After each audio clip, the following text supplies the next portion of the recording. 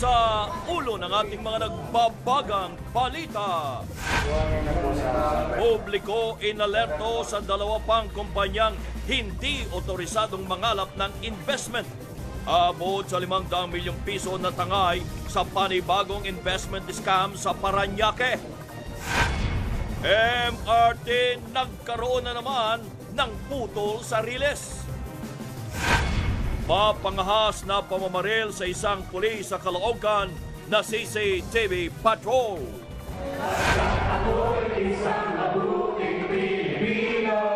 Show of force ng Partido Liberal. Pangulong Aquino may hirit sa mga bagong banat ni BP Binay. Mahirap pinagbebenta tayo ng produktong abstrakto. No? Ano ba ibig sabihin nun?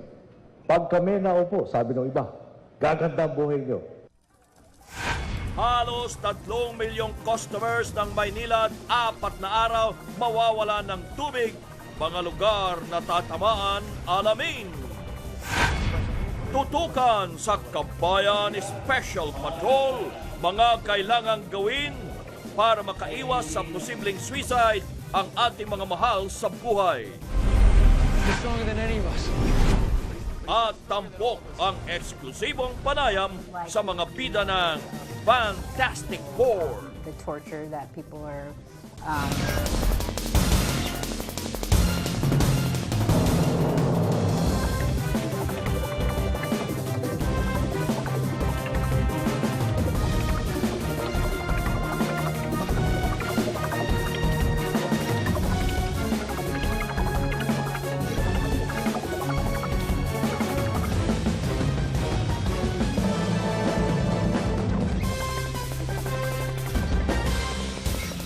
Live mula sa ABS-CBN News Center, Manila, ito ang TV Patrol!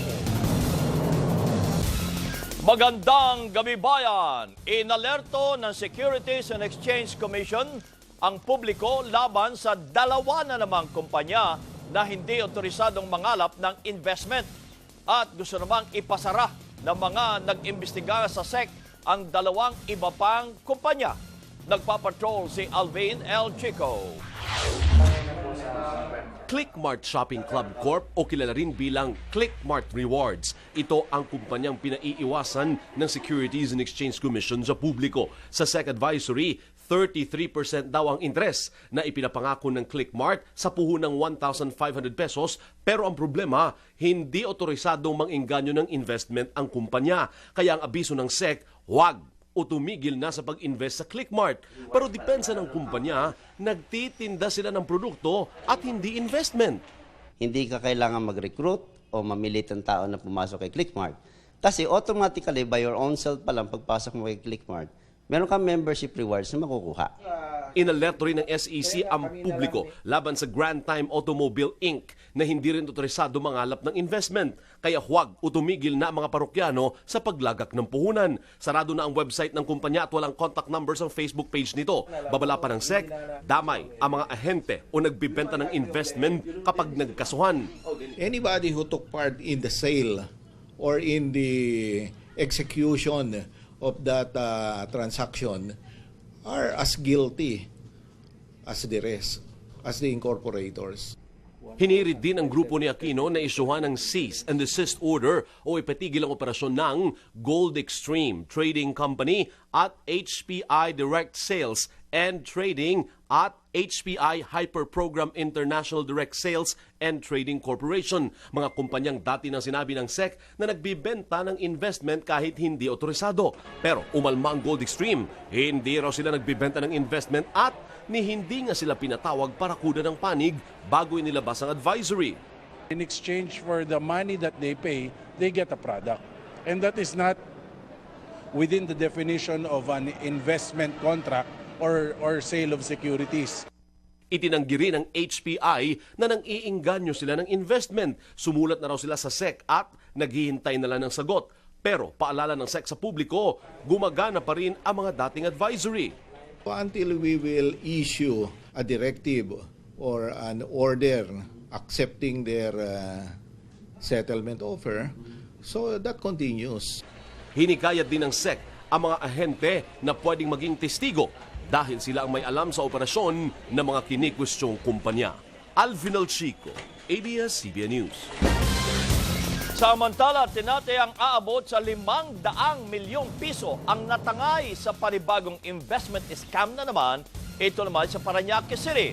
At arestado ang sinasabing utak ng naturang scam. Nagpapatrol si Jerome Lantin.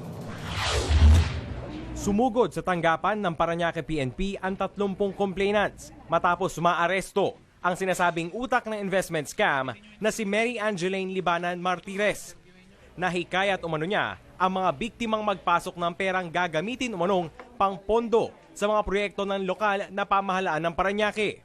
20% umano ng kabuang halaga ng ipinasok sa investment ang kanilang kikitain sa loob lang ng isang buwan. Noong unay may natatanggap pa silang pera, pero simula noong Marso, wala na silang nakuha. Si Jane, problemado lalo't ipinuhunan niya ang 7 milyong pisong naipon sa pagtuturo at perang galing sa pamilya. My family also invested in that. I really feel depressed. I think for the past few months, I've been really sad because of course, parang my friends, I could see that it also affects them. So it also affects me and also my family. 70 milyong piso naman ang nawala kay Mark na galing din sa pamilya, kaanak at mga kaibigan. Last year naman talagang dire-diretso eh. As in, walang palya. So nagbibigay kami ng nagbibigay. The chances of getting the money are too low talaga. Pero depensa ng sospek, biktima rin siya. Itinuro niya ang 2 kagawad na nasa likod umano ng investment scam. Kung mang-scam ako, dapat umalis ako ng bansa. Bakit? Hindi naman ako nagtago eh. Biktima lang rin ako dito eh. Ilang investors ko, like 20 of them, nagpipinpoint kay Rudy Avila and kay Mark. Yes, ginawa lang nila akong fraud. Humarap naman sa news team sina kagawad Rudy Avila at Mark Aragon ng Barangay San Antonio. Ayon sa kanila, nagamit lang sila ni Martires at wala silang koneksyon sa investment scam dahil nangutang lang sila ng personal sa sospek. Ginagamit niya kami kung ano man ang gusto niyang mangyari. Ito nga, dahil nga nabuko na yung scam niya, parang ginagamit niya yung pangalan namin para makakuha siya ng kung ano-ano sa mga investor niya. Tuwing madaling araw po, sa kagabi, ako po namamasada ng sukat baklaran. Kaya nga po nagtataka ako kung ako man binigyan niyang perang ganong kalaki na lumalabas ngayon 50 million, ay bakit pa po ako kaya magmamasada? Nilinaw naman ni Mayor Edwin Olivares na walang kaugnayan ang City Hall sa investment scam taliwas ng sinasabi ni Martires. Ako mismo ang nagpahuli dito sa taong ito. Kagabi, pinahuli natin dito at for questioning at ngayon pa-inquest natin. At ito'y hindi dapat parisan. At paggagamit ng City Hall, yan ay maling-mali at wala siyang authority para gawin yan. Naharap sa kasong syndicated estafa ang sospek. Nananawagan naman ang PNP sa iba pang mga nabiktima ng scam na lumutang na rin at magsampa ng reklamo. Jerome Lantin, ABS-CBN News. At eto pa, sa Iligan City po naman lumantad ang ilang biktima ng isa na naman daw umanong investment scam. Ayon sa mga biktima, imbis na madoble ang kanilang puhunan, kalahati laang ang ibinalik sa kanila. Napapatrol, Roxanne Arevalo. Team leader si Karen Hariol ng umano'y money investment scheme na Team Payaman sa Iligan City noong Hunyo. 72 ang miyembro ng kanyang team na nakapag-invest ng halos 300,000 piso. Kwento niya, marami ang naingganyong mamuhunan dahil 500% ang tutubuin ng kanilang pera sa loob ng 3 linggo at di kailangang mag-recruit. Marami rin ang nainggit sa mga larawan nila sa Facebook na dumami na ang kanilang pera. Siya mismo ay nag-invest ng 2,000 piso na naging 10,000. Scam kasi first walang involved na product. O later part naman yun. Maging times 5. But upon payout po, may may minus po na 10%. 10% umano ang kinakaltas sa kanilang puhunan ng founder para sa tax at pansahod ng mga tauhan. Halos 2 milyong piso naman ang investment ng team ni Imiat Abanes na may mahigit 2,000 miyembro. Maganda raw ang takbo ng negosyo nung simula pero binago ang kanilang sistema. Pinag-recruit na sila ng founder. Sa bawat 8 recruits, iisa lang ang magpe-payout kaya marami ang nainip at humingi ng refund. 3 to 4 weeks na makakuha na gyud ta nya karon kay nagkadaghan. Ayon kay Imyat, dumami na ang mga tao, bumagal ang payout at nakadepende ang payout sa pay-in. Pero kalahati na lang umano ng pera ang naibalik sa mga imbestor. Simula nang magkabayaran, pinalitan na ang pangalan ng kumpanya na Deo Gold. Kaya inunahan na ng founder ng kumpanya na si Christine Alianic ang mga imbestor sa pagpunta sa NBI upang linisin ang kanyang pangalan. Depensa niya, isa siyang alahera. May referral rewards program ang kanyang negosyo. Magdedeposito ng 1,000 sa bawat 5,000 halaga ng layaway na alahas. Kapag nakapag-refer ng ibang customer, matatanggap ng miyembro ang 1,500 pesos na halaga ng cash reward na pwede ring ibayad sa balanse ng kukuning alahas. The more ka mo buy og golds, the more points po nga imong makuha nga pwede na to ma-convert into cash. Kinumpirma ng Securities and Exchange Commission na hindi rehistrado sa kanila ang Team Payaman o ang Deo Gold at handa silang mag-imbestiga. Ayon naman sa NBI, wala pa ring imbestor na nagreklamo sa kanila. Roxana Revalo, ABS-CBN News, Iligan City. Samantala, ilang araw pong mawawala ng tubig ang halos 3 milyong customers ng Maynilad sa susunod na linggo. Kaya po naman hindi mapigilang umalma ng mga maapektuhang residente.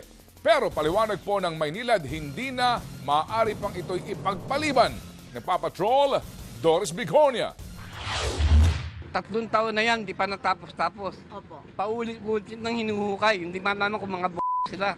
Galit na galit si Mang Rolando nang malaman na matatagalan pa bago maayos ng DPWH ang hukay sa tapat mismo ng kanyang bahay sa 1 Luna Street sa Tondo. Pag hindi na nagawa yan, di wag na nang gawin. Flood control project ito ng DPWH sa 1 Luna Corner, Hermosa, Tondo, Maynila.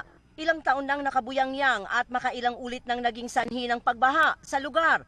Para maipagpatuloy ang proyekto, kailangang tanggalin ang malaking tubo ng Maynilad na nakaharang sa ilalag